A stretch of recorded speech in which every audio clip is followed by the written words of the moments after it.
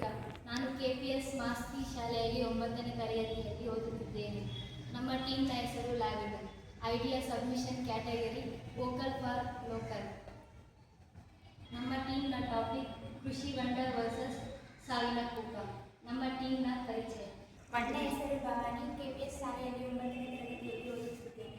ನನ್ನ ಹೆಸರು ಕುಸುಮಾಂಜಲಿ PM. ನಾನು 9ನೇ ತರಗತಿಯಲ್ಲಿ ಕೆಪಿಎಸ್ ಮಾಸ್ತಿಯಲ್ಲಿ. ನನ್ನ ಹೆಸರು ಕುಸುಮ ಹೆಸರು. ನಾನು 9ನೇ ತರಗತಿ ಕೆಪಿಎಸ್ ಮಾಸ್ತಿಯಲ್ಲಿ ಓದುತ್ತಿದ್ದೇನೆ. ಹೆಸರು ಲಿಖಿತಾ. 9ನೇ ತರಗತಿ ಕೆಪಿಎಸ್ ಮಾಸ್ತಿಯಲ್ಲಿ ಓದುತ್ತಿದ್ದೇನೆ. ಜಿಲ್ಲೆಯ ಮಾಲೂರು ತಾಲೂಕಿನ ಮಾಸ್ತಿ ವ್ಯಾಪ್ತಿಯಲ್ಲಿ ಹೆಚ್ಚಿನ ಸಂಖ್ಯೆಯ ಕೃಷಿ ಹೊಂಡಗಳು ನಿರ್ಮಿಸಲಾಗಿವೆ.